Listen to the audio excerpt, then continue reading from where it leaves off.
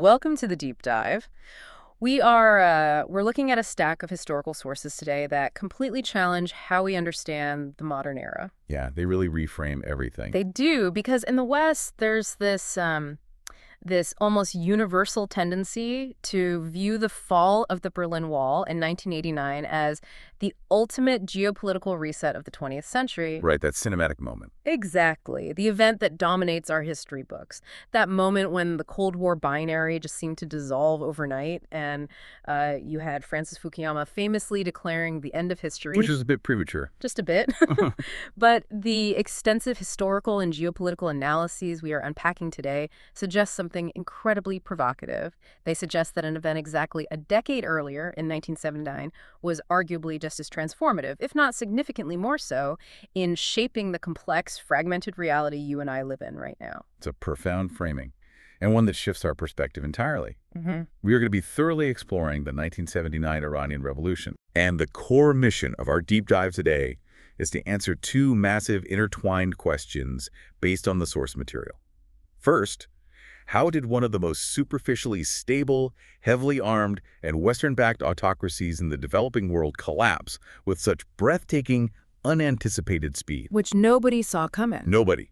And second, how did the fall of that single regime send out global shockwaves that literally reordered international energy markets, redrew the map of Middle Eastern alliances, and birthed the modern era of asymmetric proxy warfare? It's huge. But before we get into that timeline, we need to lay down some very clear ground rules for you, the listener. Very important. We are looking at some incredibly intense, highly politically charged history today. The sources we're analyzing detail covert U.S. and Soviet interventions, strict theocratic ideologies, and deep, violent sectarian conflicts. And we need to be crystal clear here. Yes. Just so we are absolutely clear from the jump, we aren't taking sides, and we are not endorsing any of these actions, foreign policies, or religious ideologies. Our goal is strictly to help you understand the facts, the mechanics, and the historical analysis exactly as they're laid out in the sources provided. That's an essential foundation for our discussion. Mm-hmm. We're here to synthesize this documentation objectively. Because to truly comprehend the magnitude of the 1979 earthquake, you first have to understand the prevailing global paradigm that existed right before it. Set the stage for us. Prior to the Iranian Revolution, the international geopolitical architecture was almost exclusively mapped through a very strict two-dimensional lens. The Cold War. Right, it was a binary. A total binary. You had liberal democratic capitalism, championed by the United States and its allies, locked in a struggle against Soviet communism, championed by the USSR. Whenever conflict broke out anywhere in the world, whether in Southeast Asia, Latin America, or Africa, policymakers instantly tried to figure out how it fit onto that binary chessboard. Is this our guy or their guy? Exactly. But the Iranian Revolution shattered that board. It introduced a highly potent, deeply disruptive third ideological force onto the global stage: political Islam. Okay, let's unpack this. Because a systemic shock of this magnitude doesn't happen in a vacuum, and it certainly didn't look like a standard state collapse. No, not at all. The sources emphasize that this wasn't a government falling because its army was decimated on a battlefield or because it suffered a catastrophic sovereign financial default. It was a completely different mechanism of failure. A very internal one. Right. And to grasp the virulent, deeply anti-Western flavor of this uprising, we actually need to rewind the clock. 25 years prior to the Shah's fall, we have to look at the seeds planted by the CIA and British intelligence, MI6, way back in 1953. The historical trajectory of modern U.S.-Iranian relations is indelibly defined by that pivotal year. In the early 1950s, Iran had a democratically elected prime minister named Mohammad Mossadegh. And he was very popular. Highly popular. He was a secular nationalist, and he committed what the Western powers viewed as an absolute cardinal sin. Mossadegh wanted to audit the financial documents of the Anglo-Iranian oil company, which was essentially British-controlled. Fully British-controlled. They were extracting Iran's immense petroleum wealth while paying the Iranian state a relative pittance. When the company resisted the audit, Mossadegh initiated the total nationalization of Iran's oil industry. Which triggers sheer panic in London and Washington. Absolute panic. You had the British reeling because their post-World War II economic recovery heavily depended on that cheap Iranian crude and the massive refinery at Abadan. And over in Washington? Over in Washington, the Eisenhower administration was looking at this entirely through that strict Cold War binary we just talked about. They were terrified that this economic instability and the British embargo that followed the nationalization would force Mossadegh to seek financial assistance from the Soviet Union. The fear was a Soviet pivot straight into the strategically vital, oil-rich Persian Gulf. That acute Cold War anxiety just overrode any commitment to democratic norms. Under the operational code names Operation Boot for the British and TPAJX for the Americans, the CIA and MI6 orchestrated a covert, multifaceted coup d'etat to physically overthrow Prime Minister Mossadegh. They funneled money to street gangs to create chaos, they bribed military officers, and they planted propaganda in the local press. But the sources highlight a deeply ironic historical twist here. They do. Elements of the conservative Shia clerics, the ulama, actually assisted the CIA and its sub-agents in carrying out the overthrow of Mossadegh. I want to pause on that because it is genuinely staggering in hindsight. It is. The conservative religious establishment felt threatened by Mossadegh's secularism and his tolerance of leftist factions, so they formed a tactical on-the-ground alliance with Western intelligence agencies to oust a secular democratic leader. An alliance that they would entirely violently reverse just 2 decades later to oust the monarchy. Right. So Mossadegh is deposed and placed under house arrest. The young monarch, Mohammad Reza Shah Pahlavi, who had briefly fled the country when the coup initially looked like it might fail, flies back to Tehran. But he doesn't return as a constitutional monarch willing to share power with a parliament. No, he transitions into an absolute unquestioned autocrat. And he consolidates his power with tremendous external backing. The United States views the reinstated Shah as a vital bulwark against Soviet expansion in the Middle East. Over the ensuing decades, culminating in a virtual blank check policy under the Nixon administration, the U.S. floods Iran with advanced military hardware and economic support. They essentially armed him to the teeth. They did. The Shah transforms Iran into this formidable, heavily armed regional hegemon. From the outside, looking at the macroeconomic data and the military parades, the state looked incredibly stable, almost invincible. Inwardly, however, the structure was rotting. Our sources detail the creation and the horrific expansion of the SAVAK, the Shah's notoriously brutal national security and intelligence organization. Which was actually established with structural, organizational, and trading assistance from U.S. and Israeli intelligence agencies. Which is a crucial detail.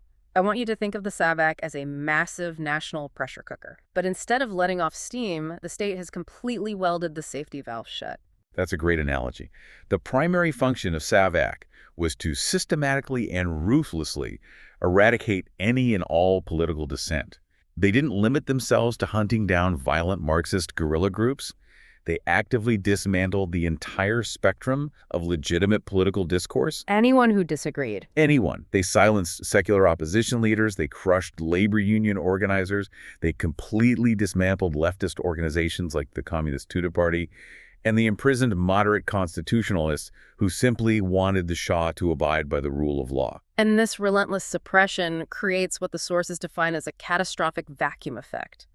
By completely destroying the moderate secular middle ground, the Shah inadvertently engineered a structural void within Iranian civil society. Because all of the secular political parties, the student organizations, and the labor syndicates were heavily monitored, infiltrated, or destroyed. Right. So there was only one institutional network left in the entire country capable of organizing grassroots nationwide resistance. And that was the Shia mosques system. Yeah. Historically, the mosques and the clerical establishment enjoyed a limited but absolutely vital degree of traditional sanctuary from overt state surveillance. The Shah, despite all his autocratic power, couldn't simply outlaw the religious life of a deeply devout populace, or shutter the thousands of mosques dotting the country. He couldn't touch them. Not entirely. So by eliminating every secular avenue for political expression, the security apparatus virtually guaranteed that when mass societal opposition inevitably formed, it would be channeled directly through the highly organized, deeply funded, and ideologically resonant infrastructure of the religious establishment. The very mechanism designed to ensure the Shah's total, uninterrupted control actually funneled all the rage of the populace into the one place his secret police couldn't fully penetrate. It's a classic unintended consequence. And what really stands out in the sources is the profound historical blindness of Western policymakers regarding this dynamic. Even on the eve of the revolution in late 1977 and early 1978, U.S. State Department diplomatic cables were certainly noting the Shah's megalomania and elite corruption. But they completely missed the depth of the anti-imperialist, religiously fueled rage boiling in the streets. Completely missed it. They failed to integrate the enduring generational trauma of that 1953 CIA coup into their geopolitical risk assessments. They thought 1953 was a closed chapter, But the Iranian street viewed it as an open wound. a gaping wound. But we have to look at the catalysts, though, because political repression by a secret police force can maintain a dictatorship for decades. It doesn't automatically ignite a revolution of this staggering scale. No, you need a profound structural dislocation of the society itself to turn resentment into a mass uprising. In Iran's case, those catalysts were rooted in a devastating economic paradox: the collision of extraordinary, unprecedented national wealth with severe structural mismanagement. Let's dive into the 1960s, specifically 1963, and what the Shah branded the White Revolution. The name was meant to contrast with a red communist revolution. This wasn't an uprising from below. It was an incredibly aggressive, top-down modernization and reform program engineered by the monarchy itself. The Shah's ambition was to forcefully, rapidly westernize the nation and permanently break the traditional power bases of the landed aristocracy and the conservative clergy who opposed his vision. And the sheer scope of the White Revolution touched every aspect of Iranian life. It involved nationalizing forests and water resources, selling off state-owned factories to private investors, instituting profit-sharing schemes for industrial workers. Granting women the right to vote. Yes. And most consequentially, implementing sweeping nationwide land reform. On paper, and looking strictly at the macroeconomic growth indicators of the 1960s, this generated undeniable momentum. Iran projected the image of a swiftly expanding, modernizing economy. The sociological impact, however, was a slow-moving disaster. The land reform fundamentally broke the traditional rural agricultural economies. You had millions of peasant farmers who were suddenly granted tiny, fragmented plots of land. But they lacked the capital, the credit, or the machinery to farm these small plots profitably. Exactly. They couldn't compete with large agribusinesses or sustain their families. So they sold their plots or simply abandoned them. And what happens next? They migrate en masse. They pack up and flood into the peripheries of major cities like Tehran, Isfahan, and Shiraz. The demographic shift is staggering to conceptualize. In little more than a single generation, Iran was forcefully shoved through a transition from a highly traditional, conservative rural society to one that was industrial, modern, and intensely urban. The population in major metropolitan centers absolutely exploded, nearly doubling in a remarkably short time frame. So put yourself in the shoes of one of those displaced agricultural workers for a moment. You leave the only village you've ever known, you move to Tehran, seeking the prosperity the Shah keeps promising on television. And you find yourself living in a sprawling, densely packed, impoverished urban slum with open sewers and no reliable electricity. And right next door, literally a few miles to the north, you see the affluent, highly westernized enclaves of the royal elite and the newly rich. Driving imported sports cars and shopping at luxury boutiques. This massive inequality created a profound cultural and spiritual vacuum. These millions of new urban migrants felt completely alienated from the secular state, which made them incredibly receptive to the populist, traditionalist, and comforting messaging of the local clergy. To pour gasoline on this demographic fire, we introduce the ultimate macroeconomic shock, the global oil crisis of 1973. Following the Yom Kippur War and the subsequent Arab oil embargo, the price of crude oil quadrupled. This crisis resulted in a massive, totally unprecedented revenue windfall for the Iranian state. Almost overnight, there is an absolute flood of petrodollars washing over the government's ledgers. Now, you would think a massive influx of national wealth would solve the country's poverty issues. Why did it actually accelerate the state's collapse? It comes down to structural capacity. The sources provide a brilliant analysis of economic overheating. When a domestic economy lacks the physical infrastructure, the skilled labor pool, and the logistical capacity to absorb that volume of capital efficiently, pumping money into it is like over-revving an engine while the car is in neutral. It just blows the engine. Exactly. The Shah's government started pouring billions of dollars into wildly ambitious, high-cost infrastructure and industrial mega projects all at once. The immediate result was severe, crippling economic overheating. So you get massive supply bottlenecks. The ports physically cannot unload the cargo ships fast enough, so you have hundreds of freighters just sitting in the Persian Gulf waiting for months. The roads can't handle the transport trucks. Because of these bottlenecks, you get widespread shortages of basic consumer goods and construction materials. And when there's too much money chasing too few goods, you get rampant, crushing inflation. The petrodollars were theoretically meant for national development, but the reality on the ground was a stark, highly visible concentration of wealth at the very top. A very small, politically connected elite contractors, royal family members, top military brass, captured the overwhelming majority of the boom's benefits through lucrative state contracts and rampant corruption. Meanwhile, the heavy government spending drove inflation rates so high, particularly in housing and food, that it rapidly eroded the purchasing power of ordinary Iranians. So the actual standard of living for the urban poor and the lower middle class stagnated or actively worsened, despite the fact that the country as a whole was floating on an ocean of oil wealth. The final, fatal economic blow lands between 1977 and 1978. The government's technocrats finally realize the economy is severely overheating and inflation is out of control, so they attempt to cool it down. Hitting the brakes. Hard. They slash government spending, halt construction projects, and tighten credit. In doing so, they trigger a short, sharp economic contraction. It was the worst possible combination of factors arriving at the worst possible time. You still have high inflation, but suddenly, by halting all those massive construction projects, you introduce sudden, widespread unemployment among that newly arrived urban working class. The regime had spent a decade making utopian economic promises, elevating the public's expectations to the stratosphere.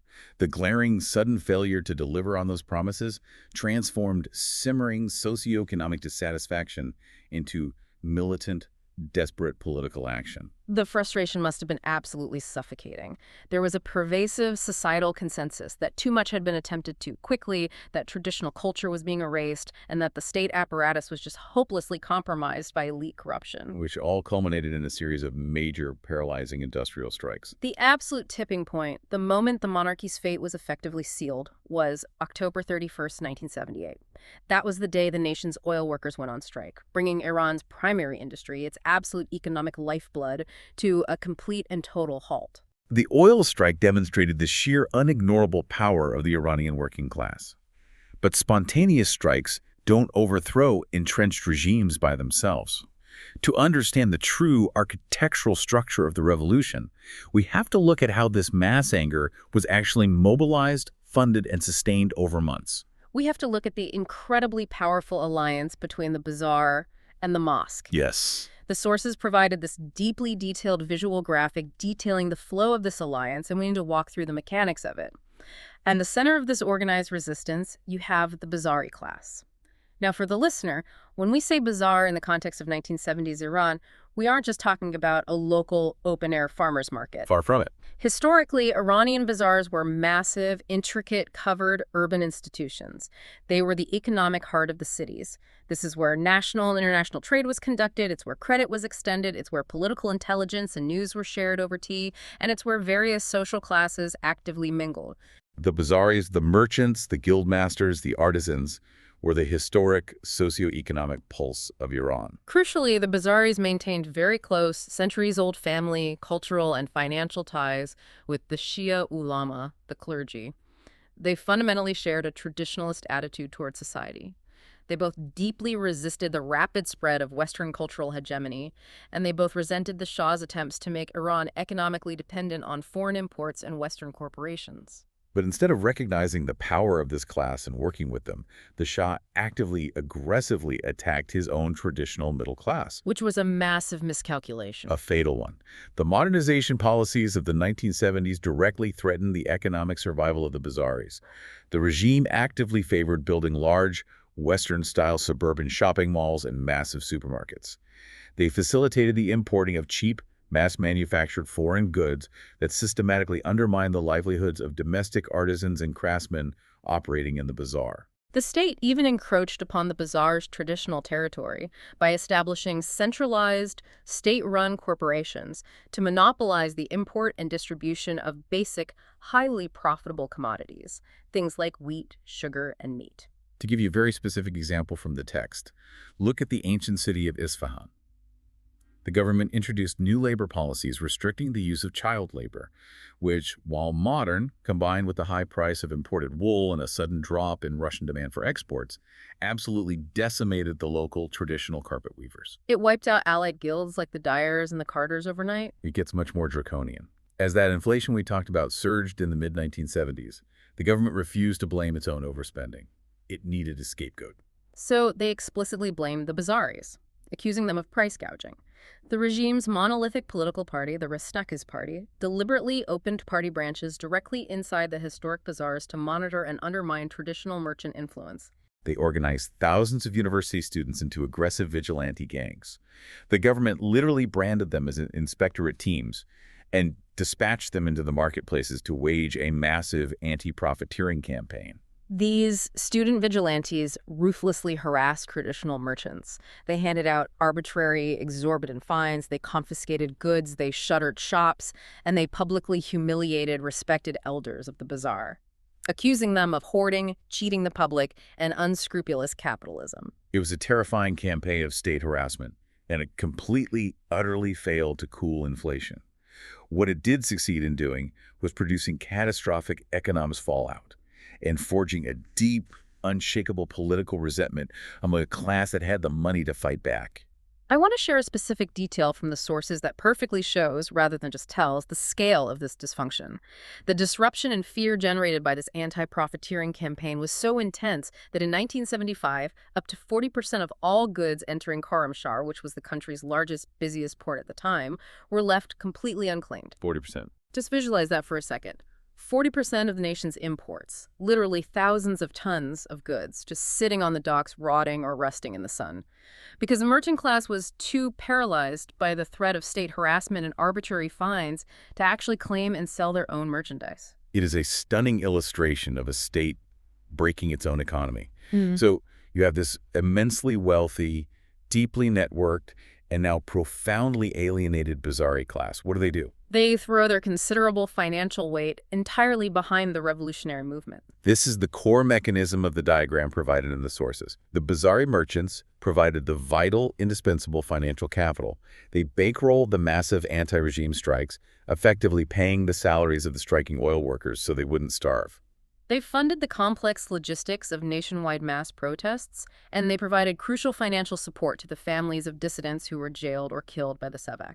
And they funneled all of that financial capital directly to the Shia clergy, who possessed the ideological capital.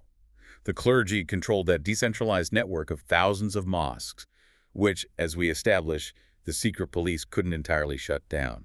The clerics used that safe network to mobilize the disenfranchised, deeply religious urban masses. The money flows from the bazaar to the mosque to the streets.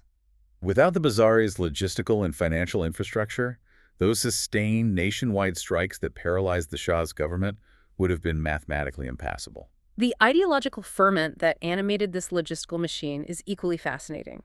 It wasn't just a basic grievance about inflation or police brutality. It was framed as an existential spiritual defense of Iranian identity and Islamic integrity against foreign corruption. The sources highlight several key intellectual figures who laid the groundwork. You have the writer Jalal Ali Ahmad, who popularized the concept of Garbzadegi, which is often translated as Westoxification. Westoxification, what an incredibly evocative term. It promoted the idea that Western culture, Western consumption habits, and Western secularism were literally a plague, a toxic disease actively infecting and decaying Iranian society from the inside out. And the Shah was framed as the primary vector, the puppet facilitating this cultural imperialism. Then you have the brilliant sociologist Ali Shariati, who formulated a highly potent third worldist interpretation of Shi'ism. Shariati essentially blended Marxist anti-colonial rhetoric and class struggle concepts with traditional Islamic theology. This was incredibly revolutionary because it managed to mobilize the educated youth and the secular leftist students against capitalist structures, but it wrapped those arguments in an authentic, undeniable Islamic framework. Meanwhile, clerics like Morteza Motahari popularized modernized retellings of the Shia faith that resonated deeply with those massive, alienated new urban slum populations we discussed earlier. But the ultimate architectural vision, the actual blueprint for the post-revolutionary state, came from Ayatollah Ruhollah Khomeini. Khomeini had been exiled from Iran way back in 1964 for fiercely opposing the Shah's decision to grant diplomatic immunity to U.S. military personnel. He spent 14 years in exile, mostly in Najaf, Iraq, and later briefly in Paris, developing a radical, uncompromising political doctrine called Velayat al-Faqih, or the guardianship of the Islamic jurist.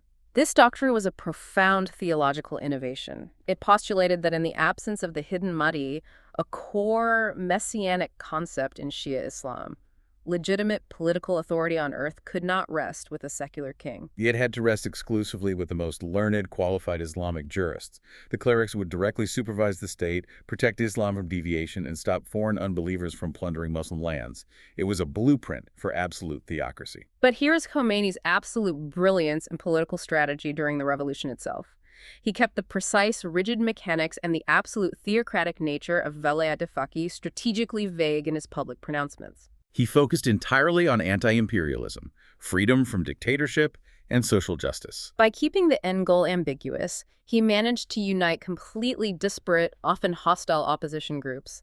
He had Marxist guerrilla groups, constitutional liberals, secular nationalists, and conservative clerics all united under one singular overriding goal: the Shah must go.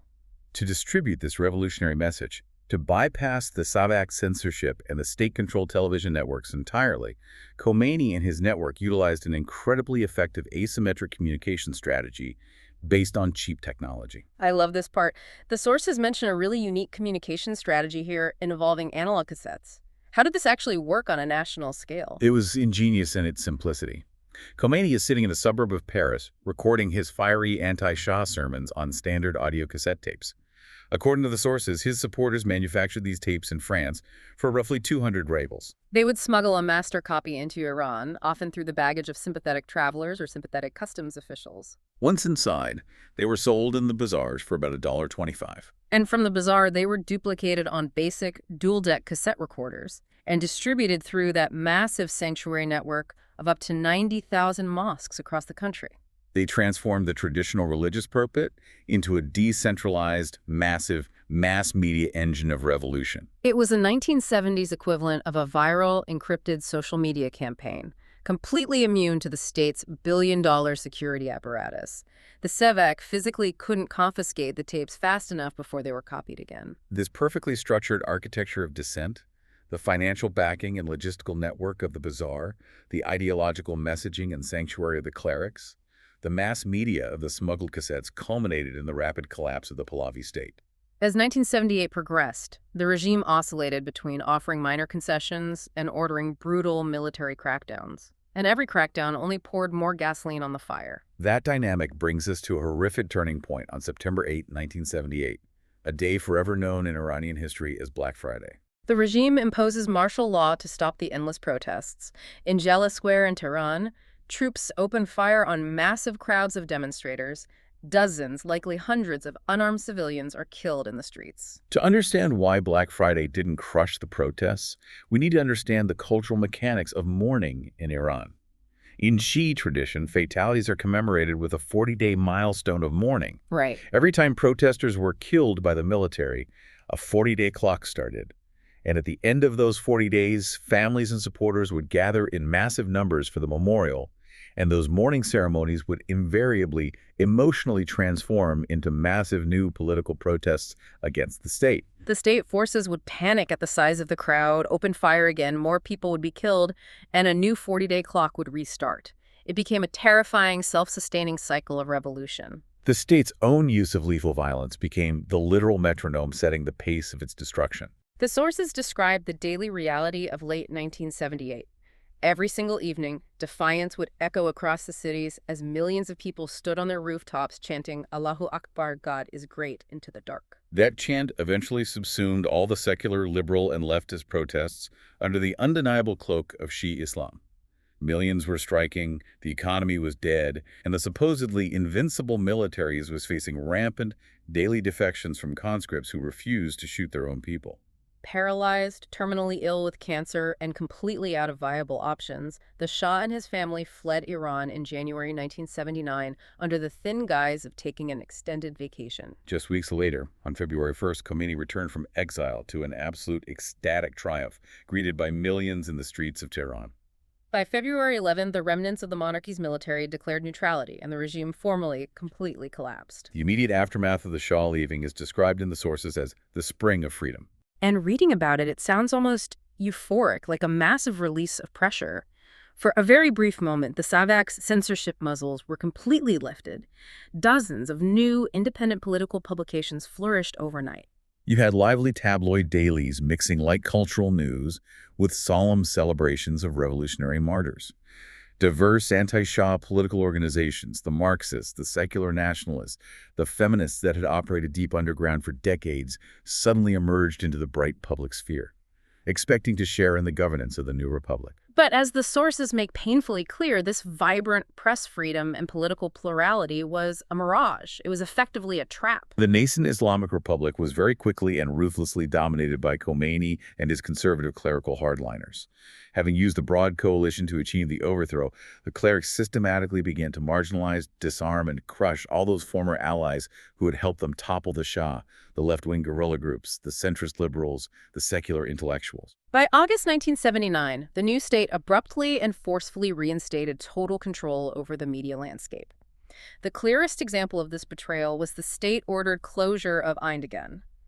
This was a wildly popular independent newspaper that had served as a vital beacon for non-clerical, secular revolutionary factions. When the clerics shut it down, it was the death knell for the spring of freedom. The new government swiftly cemented the theocratic pillars of the state, drafting a constitution that established a system ruled absolutely by the supreme leader.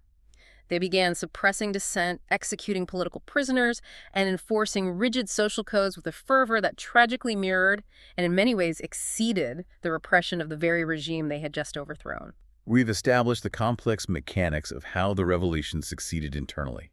But the second half of our mission today is exploring the global shockwaves. Because this was not merely a localized change of government. It was a geopolitical earthquake that violently shook the foundations of the international order. The triumph of the Islamic Revolution immediately transcended Iran's physical borders. The new state was constitutionally committed not just to its own survival, but to actively exporting its revolutionary ideology to the entire global Muslim community, the Ummah. This universalist, deeply radical ambition threw a massive, unpredictable wrench into the stagnant Cold War dynamic. Let's look at how the superpowers reacted. For the United States, this was an unmitigated generational disaster. The fall of the Shah meant the catastrophic overnight collapse of their established twin pillar strategy in the Middle East. Under this doctrine, the U.S. had relied heavily on two heavily armed monarchs, Saudi Arabia and Iran, as the two pillars to police the Persian Gulf, ensure the uninterrupted free flow of global oil, and contain any Soviet influence in the region. The U.S. outsourced regional security to Tehran. Overnight, Iran transformed from being a compliant, heavily armed U.S. proxy into an actively hostile, revisionist adversary that officially labeled Washington the Great Satan. American strategic planners were deeply rattled.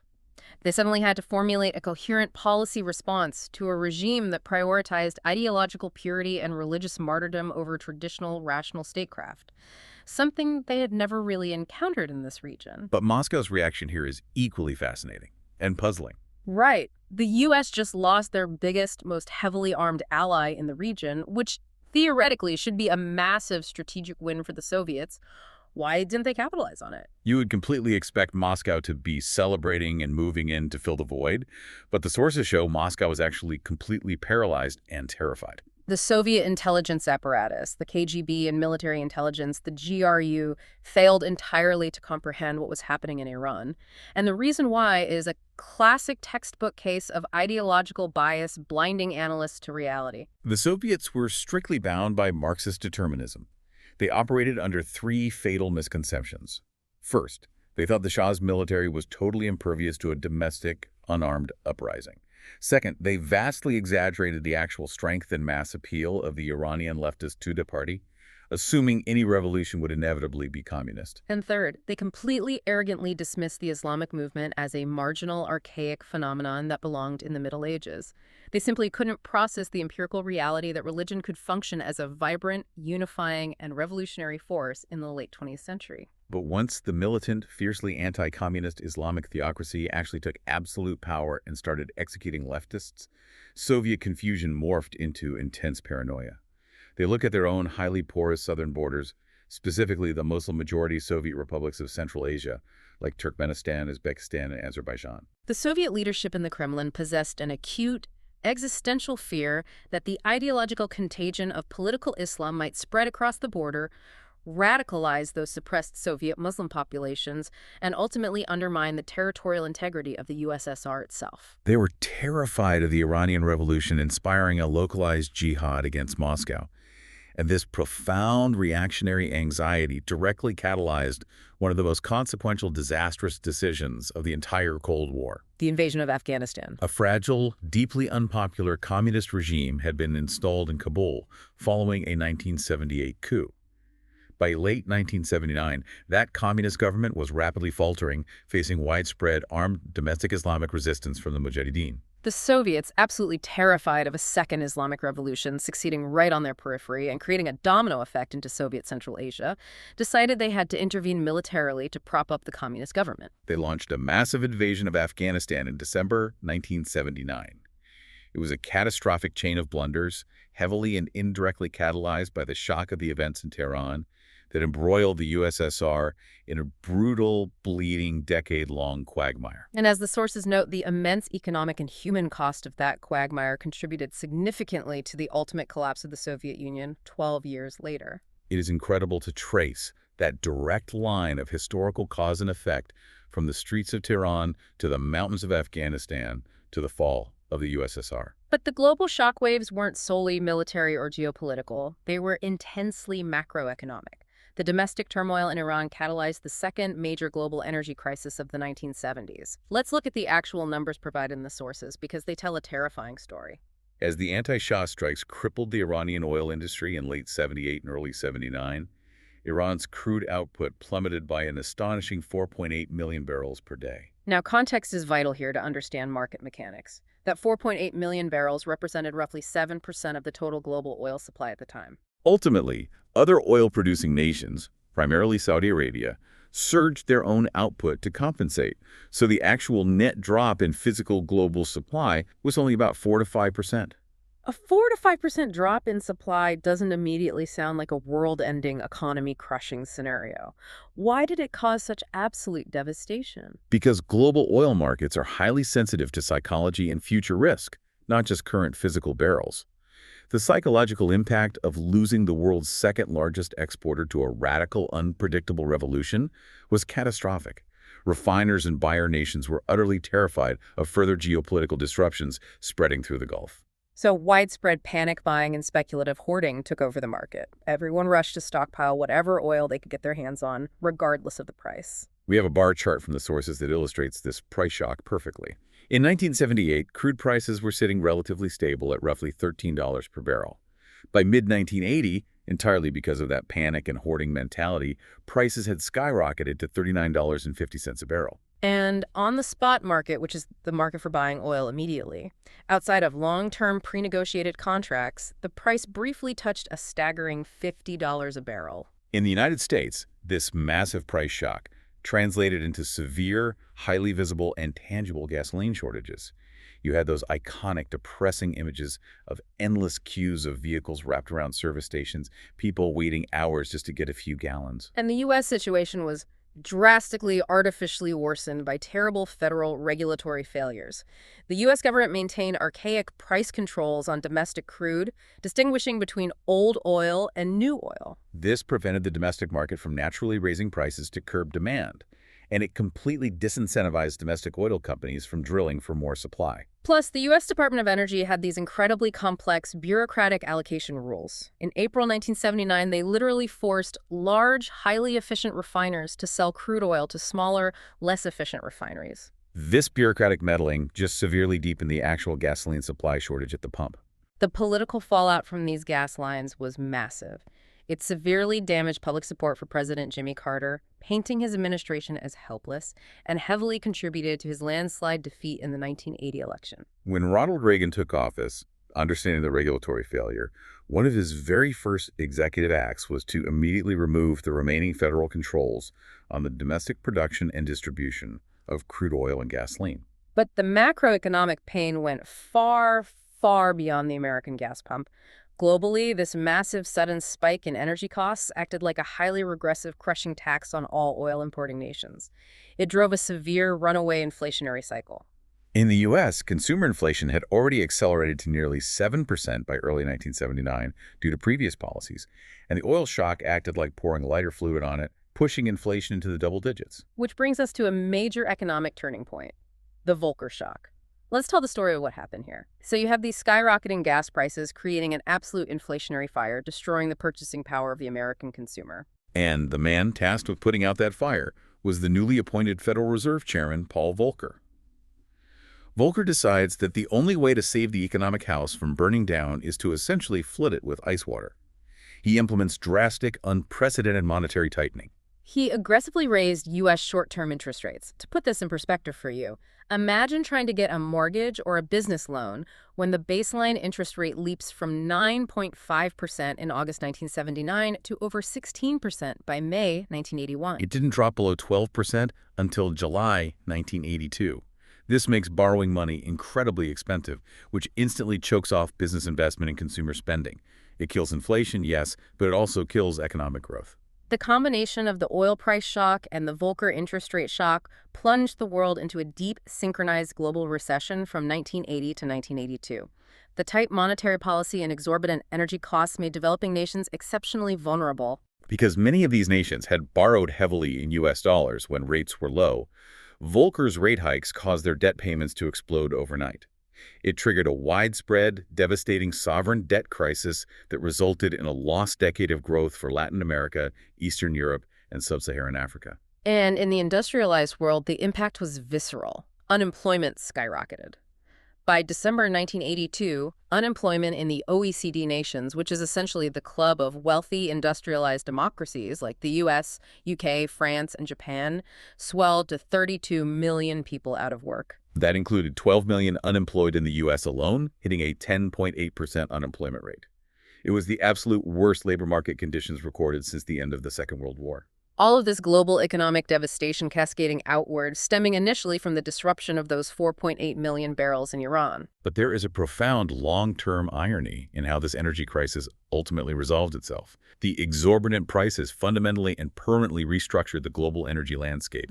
Consumer nations got serious very quickly about energy conservation, building smaller cars and insulating homes. More importantly, because oil was suddenly at $40 a barrel, Western oil companies heavily invested in highly expensive non-OPEC exploration and production technologies to completely reduce their reliance on the volatile Middle East. Right, massive geographic reserves that were previously discovered but considered too expensive to drill, places like the freezing remote Prudhoe Bay in Alaska and the deepwater Ekofisk and Forties fields in the North Sea were rapidly developed and brought online. They flooded the global market with millions of barrels of new non-OPEC crude. So by the early to mid-1980s, the global market faced a massive structural glut of oil.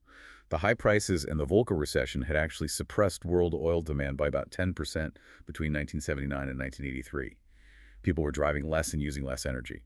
Meanwhile, this huge new non-OPEC supply was continually expanding. And inevitably, the bubble bursts. Oil prices declined steadily by 40% between 1981 and 1985.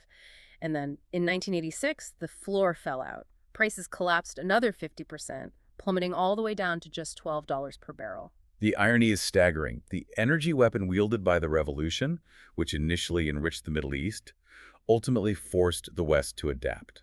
The resulting glut punished the economies of the very OPEC nations that had initially benefited from the 1979 price surge. It's a perfect illustration of how global markets ruthlessly adapt to geopolitical shocks, often with devastating long-term consequences for those who initiated the shock. Here's where it gets really interesting. Because while the economic markets adapted and eventually stabilized, the regional geopolitical landscape was being permanently, violently militarized. This is where the story gets really dark and really relevant to today. Because as we mentioned earlier, the Islamic Revolution was constitutionally mandated to be exported. It wasn't meant to stay inside Iran. And the most enduring, catastrophic regional consequence of 1979 was the ignition of a bitter, zero-sum sectarian proxy conflict between Shia Iran and Sunni Saudi Arabia. Prior to the revolution, both of these nations were actually relatively cooperative, conservative monarchies allied with the U.S. during the Cold War. But the new Islamic Republic immediately aggressively challenged the core religious and political legitimacy of the Saudi royal family. Ayatollah Khomeini claimed a divine mandate to lead the entire Islamic world, not just the Shia minority. This rhetoric directly threatened the Saudis' absolute core identity as the sole, legitimate custodians of the holy cities of Mecca and Medina. And this ideological threat materialized explosively in November 1979. A heavily armed, radical Wahhabi extremist group, Wahhabism being an ultra-conservative, austere, fundamentalist branch of Sunni Islam led by a militant named Juhayman al-Ataibi, actually seized control of the Grand Mosque in Mecca. They took thousands of pilgrims hostage, proclaimed the arrival of the Mahdi, and explicitly called for the violent overthrow of the corrupt House of Saud. Now, to be clear, these were Sunni Arab radicals, not Iranian Shia agents. But our sources make explicitly clear that this unthinkable event happened in the highly charged, revolutionary atmosphere created by Iran. Iran had just proven to the world that a seemingly invincible, heavily armed, U.S.-backed monarchy could be toppled by pure religious fervor. The siege of the mosque was horrific and required a massive military assault to break. The official Saudi government account claimed roughly 300 deaths. But a French commando, Paul Barrel, whose team secretly assisted the Saudis in retaking the mosque, estimated that a staggering 5,000 people were killed in the crossfire, including up to 3,000 innocent pilgrims. The utter chaos and immense embarrassment resulting from the Grand Mosque seizure provided an immediate cynical opening for Tehran. Khomeini went on the national radio and broadcast highly inflammatory, entirely false claims that the United States and Israel had orchestrated the seizure of the holy site to defile Islam. And the consequences of that specific broadcast were immediate, widespread, and deadly. Khomeini's rhetoric sparked violent anti-American riots across the Muslim world. In Pakistan, enraged students affiliated with the conservative Jamaat-e-Islami party, emboldened by the Iranian Revolutionary example and angered by general U.S. policies, stormed the U.S. Embassy in Islamabad on November 21, 1979. They burned the compound to the ground. The attack caused $20 million in damages and resulted in the tragic deaths of 4 embassy personnel. This rapid sequence of terrifying events forced massive internal policy shifts across the Sunni world.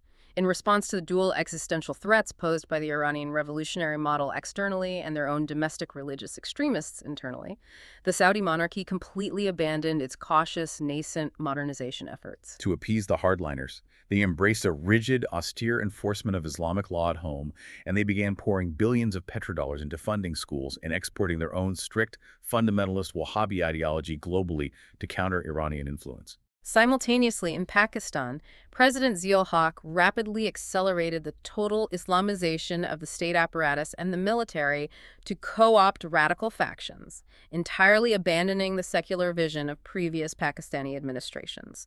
The entire region is becoming hyper-radicalized, locked in a religious arms race. To fulfill its constitutional mandate to protect the global Muslim community and actively export the revolution, Iran rapidly developed a sophisticated, highly effective infrastructure for asymmetric warfare. They couldn't match the West or the Arab states in conventional military power, so they went underground. This was achieved primarily through the creation of the Islamic Revolutionary Guard Corps, the IRGC, and its elite expeditionary wing, the Quds Force. Their explicit operational goal was to locate, fund, and radicalize marginalized Shia populations across the Middle East, establishing deeply loyal proxy networks capable of challenging Western interests and destabilizing Sunni monarchies without triggering a direct conventional war with Iran itself. We have this incredibly detailed chart from the sources detailing the arc of exported radicalism between 1979 and 1983. Let me walk you through some of these key geopolitical flashpoints where this proxy strategy was tested. The most successful, enduring manifestation of this strategy happened in Lebanon. Following the 1982 Israeli invasion of southern Lebanon, the IRGC deployed operatives directly to the Bekaa Valley. They didn't just send guns. They organized, ideologically trained, and heavily funded disenfranchised Lebanese Shia militias who were resisting the occupation. This direct Iranian intervention birthed Hezbollah, the Party of God, a militant group that formally adopted Khomeini's specific theological doctrine of Velayat-e-Faqih. And Hezbollah fundamentally revolutionized the tactics of asymmetric conflict. They introduced an intense, religiously sanctioned ideological culture of martyrdom, executing devastating precision suicide bombings against hardened military targets.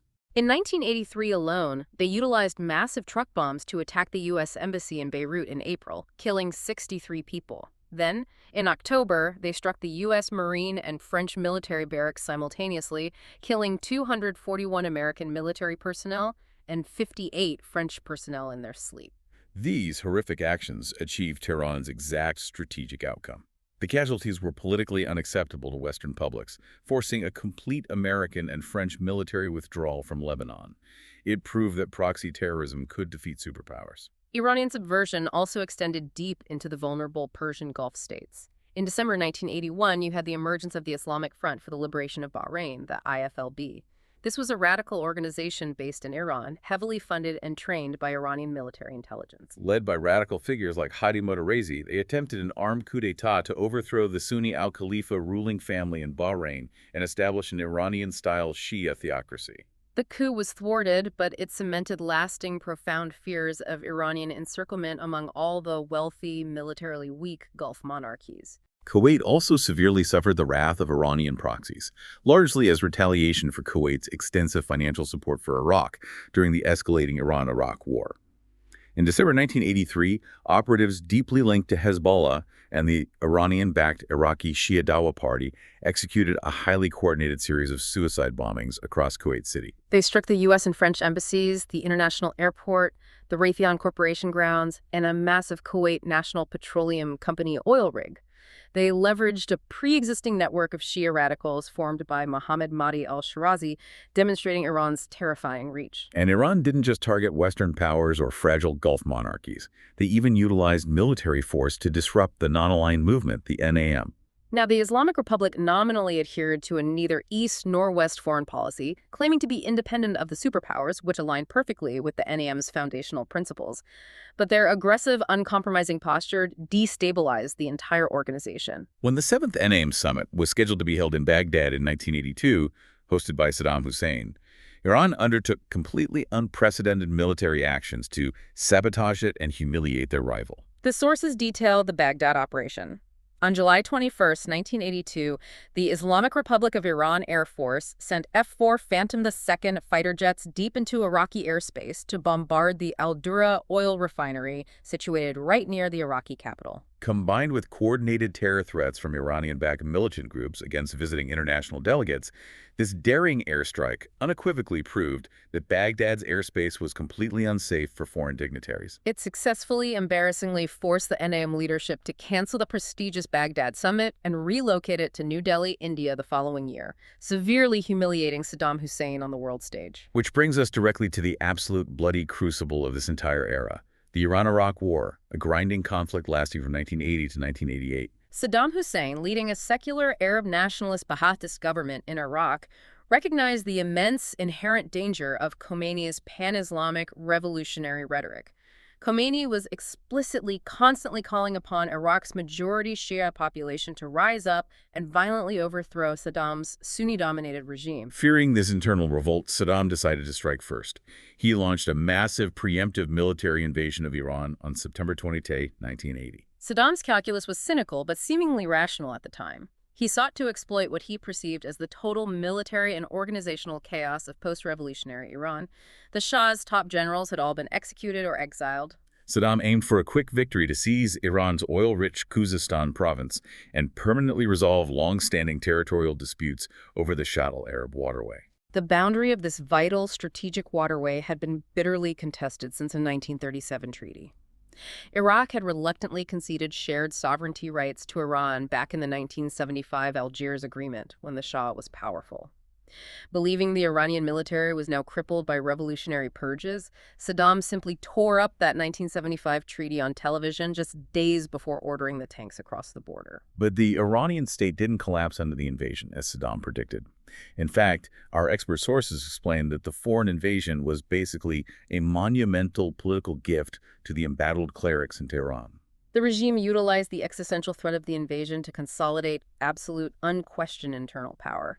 They systematically purged the remaining moderate factions from the government, silenced all domestic critics under the guise of wartime treason, and brilliantly framed the conflict not as a standard nationalist border dispute over a river, but as a cosmic, holy defense of the divine Islamic revolution against a corrupt, secular, Western-backed aggressor. The sheer horror of this conflict is difficult to comprehend.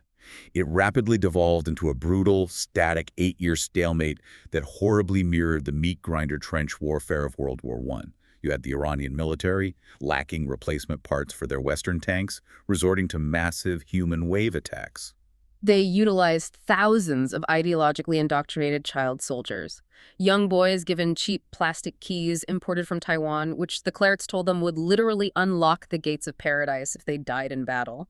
They were sent walking across minefields to clear paths for the regular army. On the other side, you had the extensive, systematic deployment of horrific chemical weapons like mustard gas and nerve agents by the Iraqi military against both advancing Iranian troop concentrations and their own rebellious Kurdish civilians, most infamously during the genocidal Anfal campaign. The war was heavily internationalized, turning it into a proxy meat grinder. Iraq received massive financial loans, intelligence, and military aid from the U.S., the Soviet Union, France, and those conservative Arab monarchies who were utterly terrified that an Iranian victory would mean their own destruction. By the time a mutually exhausting UN-brokered ceasefire was finally accepted in August 1988, the casualties were catastrophic. Upwards of 500,000 young men were dead, cities were reduced to rubble, and the borders hadn't moved an inch. But while it was a military draw, the war achieved something absolutely crucial for the Iranian clerics. It deeply, permanently entrenched their ideological and political authority. The crucible of the war forged the modern Iranian state. Iran entered the conflict in 1980 as a volatile, purely revisionist power, seeking rapid, violent territorial expansion of its revolution. But by 1988, they exited the war as a heavily militarized, cautious status quo power. The trauma of the war shifted their strategic focus entirely toward long-term regime survival and the meticulous perfection of the asymmetric proxy deterrence network we see operating today. And while that horrific war raged on the border, the diplomatic relationship between Washington and Tehran went into a profound, absolute deep freeze that we are still living with today. The definitive transition of Iran from a strategic U.S. asset to a primary, intractable adversary was formalized by the complete, unprecedented collapse of bilateral diplomacy. The precipitating event for this freeze was the infamous 444-day hostage crisis. On November 4, 1979, a group of radical Iranian university students, calling themselves the Muslim student followers of the Imam's line, stormed the U.S. Embassy compound in Tehran. They overpowered the Marine Guards and seized 52 American diplomats and citizens as hostages. Their primary demand was the immediate extradition of the deposed Shah. The Carter administration, under humanitarian pressure, had admitted the terminally ill Shah to the United States for cancer treatment. The militant students, fueled by the trauma of 1953, believed the U.S. was plotting another coup to reinstall him, and they demanded he be returned to Iran to face a revolutionary tribunal and certain execution. This hostage crisis entirely paralyzed the Carter administration. It dominated American domestic politics, generating a sense of national impotence, and deeply humiliated the United States on the world stage. Diplomatic pressure at the UN completely failed. A complex, covert military rescue attempt called Operation Eagle Claw ended in a tragic crash in the desert. And the revolutionary government in Tehran, seeing the immense political leverage the hostages provided, became increasingly intransigent. Consequently, on April 7, 1980, the United States formally severed all diplomatic relations with the Islamic Republic of Iran. The impasse was incredibly dangerous. You have two heavily armed nations entirely hostile to one another with no direct way to communicate. But the crisis was eventually broken through the meticulous, highly innovative, neutral mediation of the Algerian government. Algerian diplomats, notably Foreign Minister Mohammed Sevik Ben Yahya, Ambassador Red Hamalek, and the central bank head Seghi Mostafai, stepped in to operate as the critical, trusted communication channel between Washington and Tehran. I really want to spend a moment marveling at the mechanics of this diplomacy because it's brilliant. Because the U.S. and Iran were so deeply hostile, they literally couldn't sit in the same room. Direct bilateral engagement, signing a treaty together, was politically toxic and impossible for both governments. The Iranian militants would never accept signing a document with the Great Satan, and the U.S. couldn't be seen as negotiating a bilateral treaty with terrorists holding their diplomats. How did Algeria solve this impossible puzzle? They solved it through an ingenious legal loophole.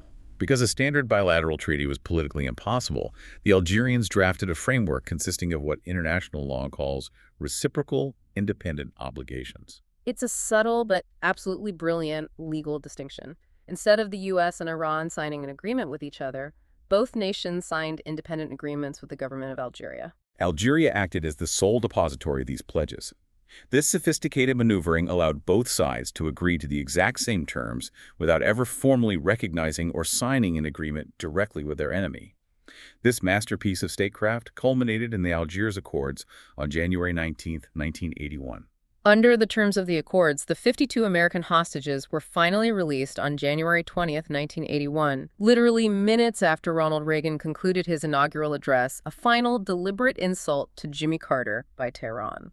In exchange, the U.S. agreed to unfreeze billions of dollars in Iranian state assets that had been blocked in U.S. banks, pledged strict non-interference in Iranian internal political affairs moving forward, and established the complex Iran-United States Claims Tribunal at The Hague to arbitrate outstanding legal and commercial disputes between the two nations. But despite the brilliance of the Algerians in resolving the immediate, acute crisis of the hostages, the underlying diplomatic breach between the nations proved permanent. The United States quickly realized they still needed a basic, functioning communication channel on the ground in Tehran for emergencies. So in May 1980, they formally approached the neutral government of Switzerland to officially serve as its protecting power in Iran. And that brings us right up to the present day. Operating under the long-established protocols of the Vienna Convention, the Swiss government accepted the mandate. To this very day, the U.S. and Iran have no formal embassies in each other's capitals. Switzerland continues to represent U.S. diplomatic interests, deliver messages between the governments, and provides limited consular services to American citizens within the Islamic Republic. That small Swiss desk in Tehran is a daily, living monument to the massive fracture of 1979. So what does this all mean for us today? We have gone on a truly massive historical journey in this deep dive. We traced the bitter roots from a CIA-orchestrated coup in 1953 to a completely dysfunctional, top-down modernization program, to the incredible logistical alliance between wealthy, Bazari merchants and Shia clerics smuggling audiocassettes. We watched how that domestic revolution triggered global energy crashes, forced 16% interest rates that crushed global economies, catalyzed a catastrophic Soviet invasion, and birthed the brutal reality of modern proxy warfare in Lebanon and the Gulf. The headlines you read today about the Middle East, about oil price shocks, about geopolitical rivalries, they are almost entirely written in the ink of 1979. If I can leave you with one final, deeply provocative thought based on everything we've synthesized from the sources, it's about the incredible, tragic irony of the Shah's White Revolution. The Shah aggressively, ruthlessly forced Western modernization upon his country. He wanted to dismantle the traditional classes and secure his dynasty's future as a modern, secular superpower.